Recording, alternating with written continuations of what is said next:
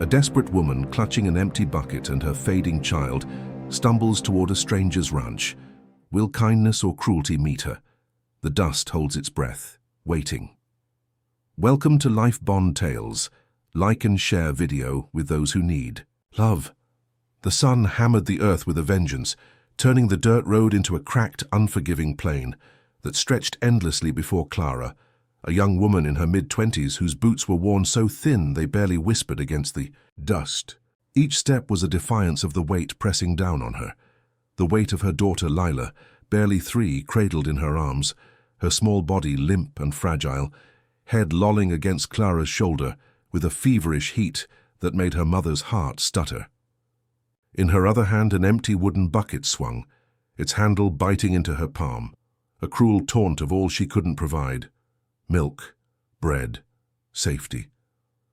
Clara had walked for days, perhaps weeks, through a land scorched by drought and hardened by judgment, past farms where doors slammed before she could plead, where eyes raked over her tattered dress and Lila's bare, dusty feet with scorn. Her throat was parched, her lips cracked, but tears had long since dried up, leaving only a flicker of hope so faint it felt like a betrayal to name it. The horizon offered no promises, just more heat, more dust curling like smoke from a dead fire. But ahead a ranch emerged, its fences sagging like weary bones, a windmill creaking half-heartedly in the stifling air. Near a weathered barn, a man stood, his back to her, swinging an axe into logs with a rhythm that seemed to hush the world's cruelty, each strike a quiet rebellion against the silence of the prairie. Clara paused at the gate, her pulse a frantic drumbeat, her mind empty of words. She hadn't planned what to say. Words had failed her too often, turned to ash in her mouth at the last farm where a woman had offered water, then snatched it back, spitting venom about disease and ghosts when she saw Lila's frail form. This man might turn her away, might see the shame stitched into her skin, but Lila's dry whimper, a sound so weak it cut deeper than any blade, pushed Clara forward. She nudged the gate open, its hinges groaning like a warning, and stepped into the yard, the bucket heavy despite its emptiness. The man turned, older than her, late 30s, his face carved by sun and sorrow, a dark beard framing eyes that held no cruelty, only a steady calm that unnerved her. Clara's voice broke as she spoke. "I don't mean trouble. My girl, she needs milk. She ain't eaten since yesterday." Her words hung in the air, fragile as spider silk, and she braced for rejection, for the familiar sting of a door closing. The man studied her, his gaze lingering not on her ragged hem or the dirt smudged across her cheek, but on Lila, curled like a wilted flower in her arms. He nodded once, sharp and decisive, and jerked his chin toward the barn. Clara followed, her steps unsteady, feeling the weight of unseen eyes.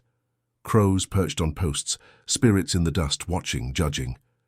Inside the barn was a reprieve, cooler, thick with the scent of hay and the soft breath of animals. A milk cow standing indifferent as the man took the bucket from Clara's trembling hand. His movements were sure, rough but gentle as he bent to the work, the cow untroubled by his touch. Clara set Lila on a pile of straw, her daughter's shallow breaths a quiet terror, each one a reminder of how close she was to slipping away. Clara knelt beside her, smoothing back matted hair, whispering, promises she wasn't sure she could keep. The rhythmic splash of milk hitting the bucket was a sound so pure it clawed at Clara's throat, a melody of sustenance she hadn't dared hope for. She didn't realize she was trembling until the man spoke, his voice low, breaking the silence. "What's her name?" "Lila," Clara whispered, "after a woman who showed me kindness when I had none left." The name felt like a confession, a fragment of a life she'd buried long ago. The man gave a grunt, maybe acknowledgement, maybe nothing, and kept milking, the bucket filling with a slowness that felt like mercy itself. When it brimmed, he stood, handing it to her, his calloused fingers brushing hers for a fleeting moment. The touch was nothing, light as a breath, but it undid her, a spark against the raw edges of her soul. Clara flinched, not from fear but from the shock of being seen, and pulled the bucket too quickly, milk sloshing onto her skirt, soaking the faded fabric. "Sorry," she murmured, stepping back, clutching the bucket like it might vanish if she blinked. The man's eyes met hers, calm, seeing her shame but not naming it, not turning it into a weapon. "Need shade to feed her?" he asked, his voice steady, offering without demanding. Clara shook her head, already backing toward the door, fear whispering that staying too long would cost more than she could pay. Outside, she crouched in the shadow of the barn wall, the heat pressing against her back as she poured milk into a tin cup with hands that wouldn't steady. Lila's lips closed weakly around it, and a small hum escaped her, a sound so fragile it cracked Clara's heart open like dry earth under rain. She hadn't heard her daughter make that sound in weeks, not since hunger and fever had stolen her voice. Clara's breath caught, her fingers tightening around the cup as she coaxed more milk, watching Lila's eyes flutter, a spark of life returning. The man emerged from the barn, wiping his hands on a rag, his shadow falling across. "Them. You can stay under the awning a bit. Ain't no one running you off." His words were plain, not soft, but they carried a weight that anchored her. Clara's pride, battered and bruised, wanted to refuse, to keep moving, to outrun the shame that clung to her like dust. But Lila's hum, faint as it was, held her still, rooting her to this moment, this place. She nodded, barely, her voice a whisper. "Thank you." The silence between them was wide, not heavy, like a river too vast to cross, but shallow enough to wade. Clara stayed just for now, the bucket no longer empty, her heart teetering on the edge of something she couldn't yet name. Hope, perhaps, or the ghost of it, fragile and alive in the shadow of a stranger's barn. Clara woke to the sound of a rooster's crow slicing through the dawn, her body stiff from a night spent curled around Lila on the straw-strewn barn floor, the blanket Elias had given them tucked tight against the chill. Her daughter's breathing was steadier now, the milk having worked a small miracle, but Clara's chest remained heavy with the weight of choices unmade. She meant to leave, to slip away before the sun rose too high, before kindness turned to obligation or worse, judgment. Her past clung to her like damp cloth, memories of a father's voice calling her ruined, of towns that turned her away, of nights spent hiding from men who saw her desperation as an invitation. Yet Lila's soft snores tethered her to this moment, to this barn, to the faint glow of possibility she hadn't dared name. Elias was already outside, his silhouette moving against the coral where horses snorted and pawed at the earth. Clara gathered her courage, tucking the empty bucket under her arm, and stepped into the yard, Lila's hand small and warm in hers. The air was sharp, carrying the scent of dry grass and distant smoke, and she felt exposed like a deer caught in open country. Elias glanced her way, his eyes unreadable, and nodded toward a coop where chickens clucked and scratched. "Feeds. In the sack by the post," he said, voice low, not commanding but offering, like he knew she needed purpose more than pity. Clara hesitated, her instinct to flee warring with the ache to stay, to prove she was more than a beggar. She knelt by the coop, showing Lila how to scatter grain, her daughter's tiny fingers clumsy but eager, a spark of life in her eyes that made Clara's throat tighten. The work was simple, grounding, and for a moment the world felt less like a blade at her back. Elias watched from a distance, mending a fence with hands that moved like they'd done it 1,000 times, his silence a presence as steady as the earth beneath her feet. By midday, Clara had swept the porch without being asked, her movements careful, as if each stroke of the broom could erase the shame she carried. Lila sat in the dirt, stacking pebbles into wobbly towers, her giggles a sound Clara hadn't heard in months, each one a stitch in the torn fabric of her heart. Elias approached, carrying a torn feed sack, and set it beside her. "Can you mend?" he asked, not looking at her, his tone plain but not unkind. Clara nodded, threading a needle with trembling fingers, her hands remembering a skill her mother taught her before everything broke. As she stitched, Elias split wood nearby, the axe's rhythm a counterpoint to her own quiet work. The silence between them wasn't empty. It was wide, like a prairie sky, holding space for things neither could yet say. Clara's mind wandered to the road behind her, to the nights she'd slept in ditches, to the men who'd offered help only to demand payment she refused to give. She flinched when a horse snorted nearby, the sound too close to hooves on a trail. She'd once fled. Elias noticed but didn't comment, just handed her a cup of water, his fingers careful not to brush hers again. The gesture was small, but it landed like a stone in still water, rippling through her defenses. That evening, as the sun dipped low, painting the sky in bruised purples, Clara helped water the chickens, her back aching but her hands steady.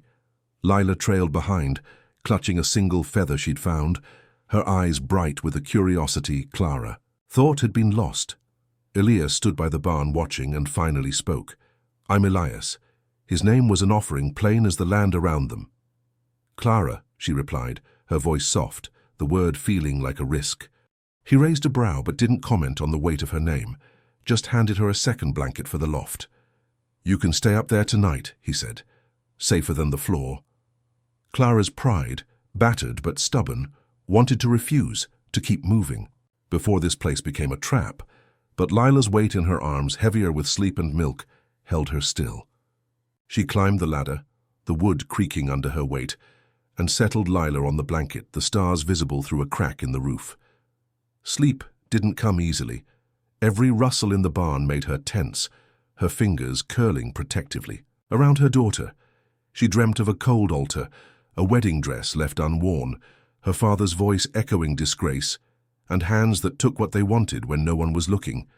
Dawn broke with a softness that felt like betrayal, the light filtering through the loft's slats, warming Lila's face. Clara meant to leave, to gather their few belongings and vanish before Elias could change his mind. But the bucket sat clean by the barn door, waiting, and Elias was already at work, feeding the horses with a quiet focus that made her pause. Then she saw it, a dead bird, its wings splayed, nailed to the barn's frame, its body split open, red and raw. Clara's breath caught, her hands shaking as she clutched Lila closer. It was a warning, a message from a town that hadn't forgotten her, that saw her as poison. Elias approached, his face hardening as he saw the bird. He pulled the nail free with a single motion, tossing the carcass into a fire pit without a word. Clara's voice trembled. "That's for me." Elias didn't look at her. "Don't matter who it's for. It's on my land." His words were firm, not comforting but steady, like a fence post driven deep. Clara wanted to argue, to insist she'd brought this trouble. But his gaze held hers not with pity but with something fiercer, like he recognized the shape of her fear and refused to let it win. She stayed silent, her fingers still tight around Lila, who clung to her feather, oblivious to the threat. Elias turned back to his work, but the air had shifted, charged with an unspoken pact. Clara didn't leave that morning. She couldn't. Not when the bucket waited, not when Lila's laughter echoed, not when Elias's silence felt like a hand extended across a chasm she hadn't yet crossed. The ranch, with its sagging fences and creaking windmill, was no sanctuary, but it was something, a place where shame didn't yet have the final word. Clara stood in the yard at dusk, her hands raw from scrubbing a water trough, the faint scent of lye clinging to her skin as the sky bled into shades of amber and ash. Lila played nearby, her small fingers tracing circles in the dirt, a fragile smile breaking through the exhaustion that had haunted her face for so long. The ranch felt less like a borrowed shelter now, its rhythms sinking into Clara's bones, chickens clucking at dawn, the creak of the windmill, the steady thud of Elias's hammer as he worked the corral. She'd been there 3 days, each one a quiet battle between her urge to run and the pull of this place, where her daughter's laughter was beginning to feel like a gift rather than a miracle. Elias had given her tasks without fanfare, mending, a torn harness, gathering kindling, each job a thread weaving her into the fabric of the ranch. Today she'd helped him haul hay to the loft, her arms aching but her heart steady, the work a kind of absolution she hadn't known she craved.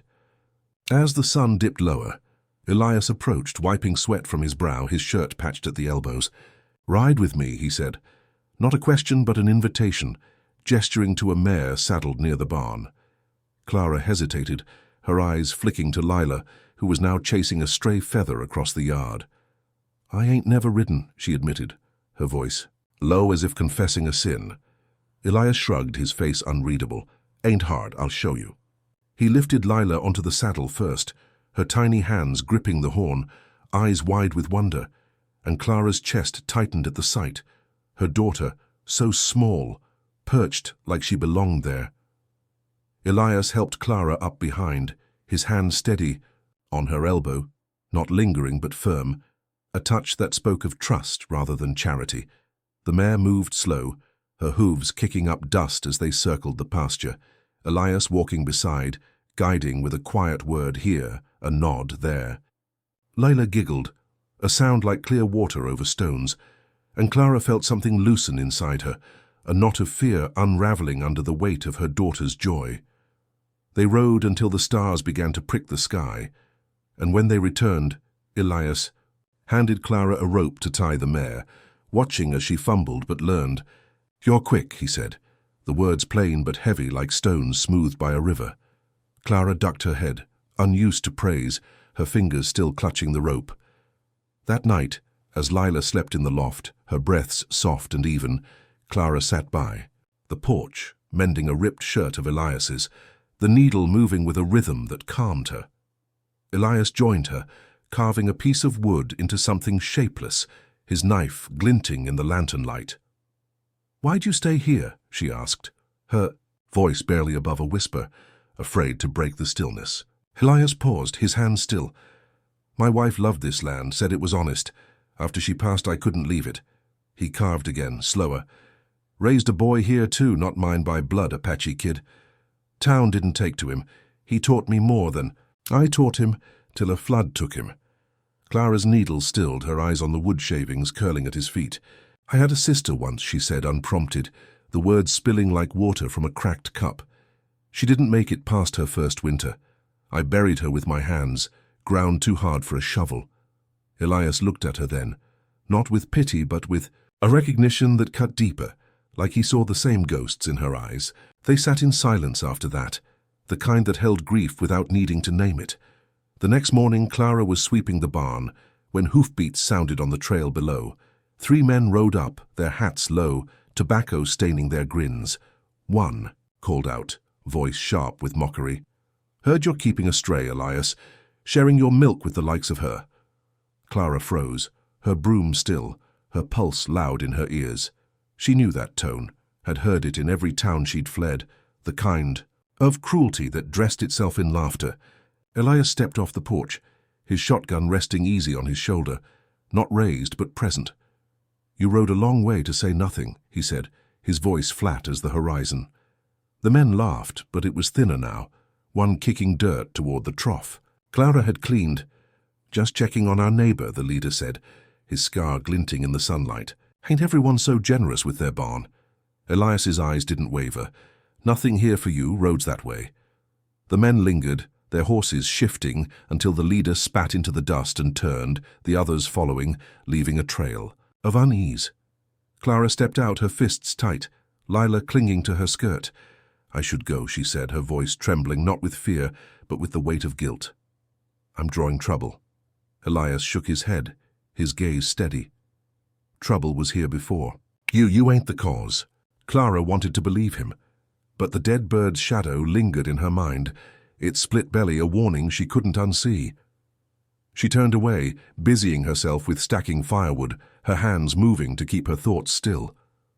That afternoon, Elias found her by the creek, washing Lila's only dress, her knuckles red from the cold water. "You don't owe me," he said, tossing a pebble into the stream.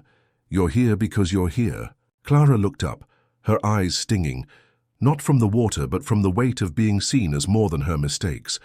She nodded, unable to speak, and he walked away, leaving her to the quiet ripple of the creek.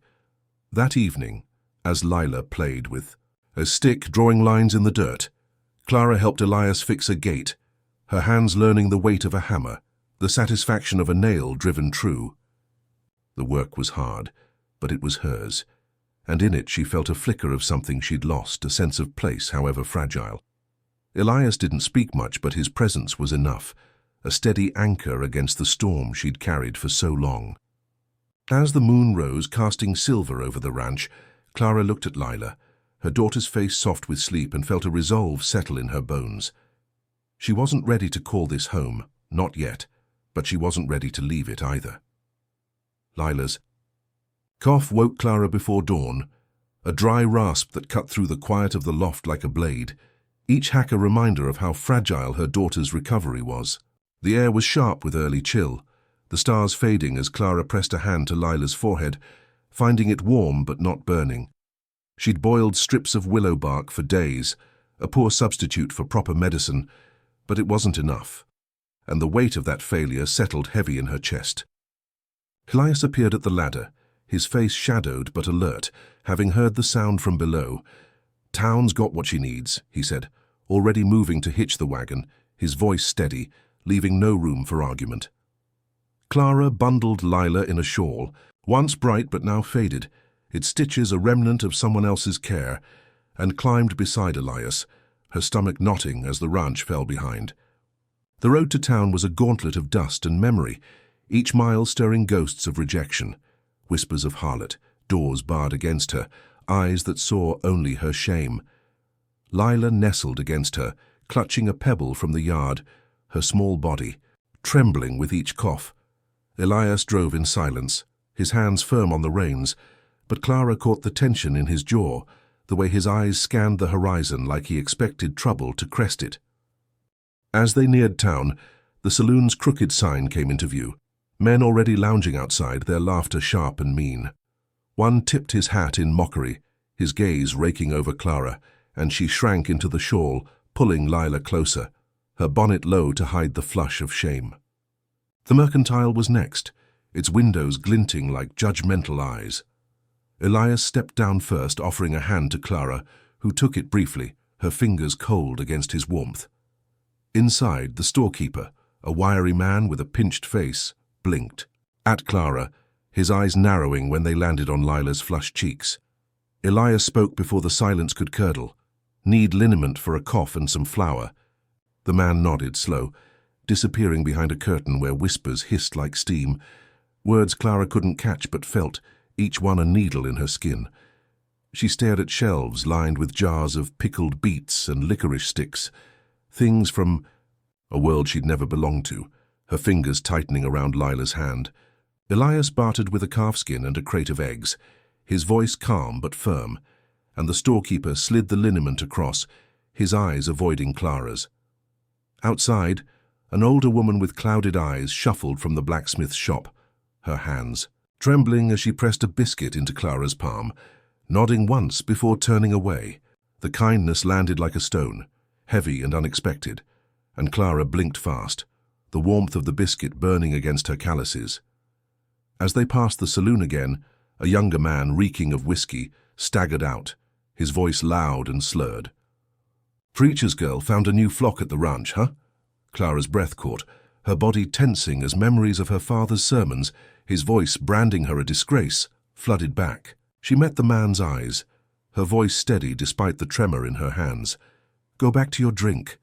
The words were iron, soft but unyielding, and the man faltered, his laugh dying as he stumbled back inside. Elias's gaze flickered with something like approval, but he said nothing, just climbed back onto the wagon. The ride home was quiet, the liniment tucked safely in Clara's lap, Lila's cough softer now, eased by the promise of relief. Back at the ranch, Elias handed her the sack of flour, his voice low. "Teach me that biscuit trick sometime." Clara's lips curved, a ghost of a smile, the first she'd felt in days, and she turned away before it could settle too deep. That afternoon, she sat on the porch mending a tear in Elias's coat, her needle moving with a precision that felt like reclaiming something lost. Lila napped nearby, her breathing steadier, the biscuit's crumbs still dusting her fingers. Clara's eyes drifted to Elias, working the corral, his movements sure and unhurried, and she wondered what it cost him to bring her here, to face the town's scorn for a woman he barely knew. As the sun sank, she joined him by the fence, Lila trailing behind, clutching her pebble. "Why'd you do it?" she asked, her voice barely above the wind. "Take us to town, knowing what they'd say." Elias paused, his hammer resting on a post. "Because you needed it, and I ain't afraid of their talk." Clara looked away, her throat tight, the biscuit's weight still lingering in her memory. She'd expected cruelty, had braced for it, but the old woman's gesture, Elias's quiet defense, had cracked something open inside her, a belief faint but growing that she might be more than the names she'd been called. That night, as Lila slept with the lineament's sharp scent filling the loft, Clara stood at the barn door, watching the stars, their cold light softer now. Elias joined her, holding 2 mugs of coffee, the steam curling like a promise. "You heard." "For them today," she said, not a question. Elias nodded.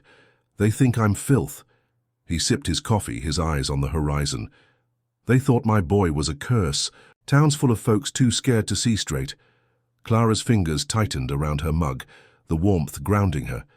She didn't speak, but the silence between them was different now. Not a river to cross, but a bridge half-built. Its planks, unsteady but holding. She'd faced the town today, not as a beggar but as a mother, and though the whispers still stung, they hadn't broken her. The ranch, with its creaking windmill and patched fences, was no haven, but it was a place where she could stand, where Lila could breathe, where a biscuit could mean more than bread. Clara took a slow sip, the coffee bitter and warm, and let herself imagine staying just one more day. The night was heavy with the scent of scorched wood, though no fire burned, only the memory of straw and pitch smouldering against the barn's back wall, a deliberate act that left Clara sleepless. Her eyes fixed on the loft's slatted ceiling as Lila slept beside her, the liniment easing her cough but not Clara's dread. She'd seen the glow from the yard, had run out to find Elias stomping out flames, his face carved with a fury that wasn't loud but deep, like a river cutting stone. He'd said nothing of it since, just replaced the charred planks. But Clara felt the weight of her presence here, a spark that could burn this man's life to ash. She rose at dawn, her hands moving mechanically to fold the blanket, her mind set on leaving before the town's anger grew claws. Lila stirred, clutching. The pebble from the yard, her eyes bright but unaware of the danger Clara sensed in every shadow. Outside, Elias was by the corral, his breath visible in the chill, checking a horse's hoof with a focus that seemed to hold the world at bay. Clara hesitated, then approached, her voice low. "I'm going. I won't let them destroy you for me." Elias straightened, his eyes meeting hers, not soft but unyielding. "You're not the fire, you're what grows after." His words landed hard, rooting her in place, but doubt gnawed at her, the memory of that dead bird, the townsman's sneers, the whispers that followed her like a shadow. She turned away, gathering Lila's things when she saw it, a paper nailed to the fence gate, its edges curling in the morning breeze, the words stark and cold. "Notice any known harlot sheltering in plain view shall be removed for indecency under township code." Clara's hands shook as she tore it free, the nail biting her palm, the word harlot searing her like a brand. She folded it, tucked it into her apron, and moved to the house, her steps quick, her resolve hardening. By the time Elias entered the kitchen, she'd packed her shawl and Lila's boots, her daughter playing with a ribbon, oblivious to the storm building. Elias stopped, his eyes on the bag, his voice a low growl. "No." Clara didn't look up. "I'm not letting them burn your life for mine." "It's already burned," he said, stepping closer. "We build again." She shook her head, the notice's weight. Fell like a stone in her pocket. "You saw it, they'll come with ropes or worse." Elias's hand rested on the table, steady as the earth. "Then let them. They'll find me waiting." His words cracked her open, rage and grief spilling out. "Why? Why me? I've done nothing worth defending." Elias stepped closer, his voice quieter, now like a vow. "Exactly." The silence that followed was thick, charged with truths neither could fully name. Clara's bag slipped from her hands, hitting the floor with a soft thud, her resolve crumbling under the weight of his belief in her. She turned away, her eyes stinging, and busied herself with boiling water for Lila's liniment, the routine grounding her. That afternoon, she helped Elias mend a broken fence, her hands steady as she held nails, Lila sitting nearby, humming a tune Clara hadn't taught her. The work was hard, but it was theirs, a shared rhythm that felt like a promise. As the sun sank, Clara stood on the porch, watching dust settle into twilight, the notice still folded in her apron, its edges soft from her touch. Elias joined her, his presence a quiet anchor. My father used to say a woman's worth was her name, she said, her voice barely above the wind. Once it's gone, you're nothing but a warning. Elias leaned against the railing, his eyes on the horizon. Your father never saw a woman carry a child through hell or rebuild a fence with borrowed tools. You're not a warning. You're proof. Clara's breath caught, her fingers tracing the apron seam. I used to think I was broken. Elias turned. To her, his voice soft but sure. You are. But broken things grow stronger where they mend. She looked at him, really looked, seeing the lines grief had carved in his face, the strength that held them together. You're broken too, she said, not a question. He nodded, slow. Stopped praying when my wife died. Kept going to church, but it was empty. Nothing left to save. Clara studied him, the weight of his words mirroring her own. You think it comes back? She asked. Not like it was, he said. But I see it in you, when you're working, when you're with Lila, strong and not even knowing it. The porch creaked under their weight, the night alive with the stamp of a horse, the distant howl of a coyote. Clara stepped closer, not touching but near, the space between them a choice unmade. That night, Lila slept soundly, her cough fading, and Clara sat by the loft's window, the stars sharp and cold. She thought of the notice, of the town's hate, but also of Elias's hands, steady as he fixed what was broken, of Lila's hum, of the fence they'd mended together. She'd come here with nothing, a beggar with a bucket, but now she felt something new, a spark of worth, not given but earned. Elias hadn't asked her to stay, not in words, but his actions spoke louder, each nail driven, each task shared, a refusal to let her be defined by the town's scorn. Clara folded the notice tighter, its words losing their sting, and lay beside Lila, her heart quieter than it had been in years. The ranch was no sanctuary, but it was a place where she could stand, where her daughter could hum, where a man saw her not as a disgrace, but as a woman who could rebuild. She closed her eyes, the notice's weight still there but lighter, the promise of tomorrow stronger than the threat of ropes. Elias was right. They'd build again, not because they had to, but because they chose to, together. Clara stood in the yard at midday, the sun warm but not cruel, her hands steady as she tied a clothesline between two posts, Lila darting between her legs, stringing a threadbare ribbon through the dust to mimic her mother's work. The ranch hummed with life, the chickens clucking, the windmill turning smooth after Elias's repairs, the air free of smoke's bitter tang. Clara's heart still carried the notice's weight, its words folded tight in her apron. But they no longer ruled her. She'd chosen to stay, not out of fear or need, but because this place, with its worn fences and quiet man, had become a mirror showing her a woman she could be. Elias was by the barn, sharpening a plough blade, his movements deliberate, his eyes catching hers now and then, a silent acknowledgement of the bridge they'd built. The peace was fragile, though, and shattered when hoofbeats thundered up the trail. 3 riders crested the hill, Sheriff Tate, his badge glinting, flanked by 2 men with hard eyes and rifles slung low. Clara's breath caught, her hands freezing, on the line as Lila pressed against her, sensing the shift. Elias set the plough down slow and walked to meet them halfway, his shotgun resting easy on his shoulder. "Sheriff," he said, voice calm but edged. Tate stayed mounted, his face grim. "Got complaints, Elias. Folks say you're harboring a woman who don't belong, bringing sin to our town." Clara's pulse roared, the word sin a whip she knew too well, but she stepped forward, Lila's hand in hers, refusing to hide.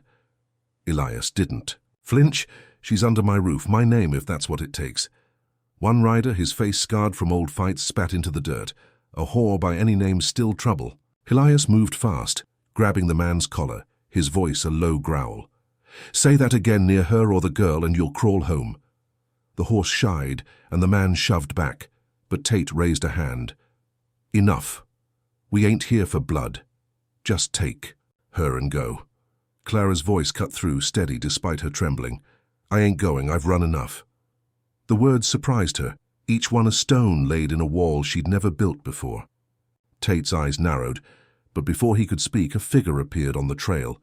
The old woman from the blacksmith's, her clouded eyes fierce, her voice carrying. She's done no harm.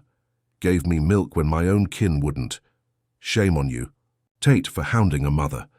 A murmur rippled through the riders, the second man shifting uncomfortably, his rifle lowering. Tate hesitated, his authority fraying, then turned his horse. "We'll be watching," he said, but the threat felt hollow. As they rode off, dust trailing like a fading curse. Clara stood rooted, her chest heaving, Lila's ribbon fluttering in her small fist. Elias turned to her, his eyes soft but proud. "You didn't need me for that." Clara shook her head, a half-smile breaking through. "I needed you to believe I could." That afternoon she saddled the mare alone, her hands sure from Elias's lessons, and rode to town with a bucket of milk tied to the horn. Elias trailed behind, far enough to give her space, close enough to guard. The mercantile's bell jangled as she entered, heads turning, but Clara walked tall, her bonnet high, and set the milk on the counter for the blacksmith's wife.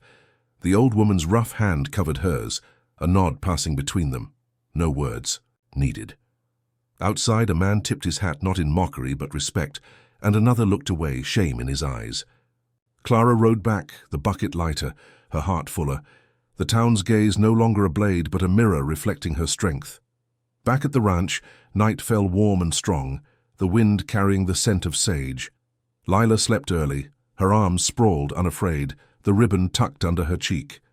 Clara stood on the porch, 2 mugs of coffee in hand, and Elias joined her, his shoulder brushing hers, a closeness neither shied from. "I've been thinking," she said, her voice steady. "I came here empty, but I found something. A place, a person. I don't want to leave it." Elias set his mug down, his eyes on hers. "You don't have to." "I know," she said, "but saying it makes it real." He nodded, slow. "Then hear it now. Stay. Not for shelter, not for pity, but because I see you. The woman who feeds strangers, sings to her girl, survives what should have broken her." Clara's eyes brimmed, not with shame, but with something new, a warmth she hadn't felt since before her father's voice drowned out her worth. "You never asked me to stay before," she said, almost shy. "I figured you'd know," he replied, his hand reaching for hers, not out of duty but choice, their fingers lacing like roots finding soil. They sat in silence, the kind that follows a vow, the stars above no longer cold but steady, like eyes watching over them. The next morning Clara rose before dawn, filling the bucket with milk, not for trade or survival, but for breakfast, for living. She cooked biscuits, the recipe borrowed from the old woman's kindness, and set them on the table where Elias and Lila sat, the girls' laughter filling the room as she smeared butter on her fingers. Elias caught Clara's eye, a smile tugging at his lips, and she felt it, a home, not just a place but a feeling, built from shared scars and quiet choices. The town's hate hadn't vanished, but it walked behind her now, not ahead, its voice drowned by Lila's giggles, Elias's steady gaze, the clink of a bucket filled for no one but them.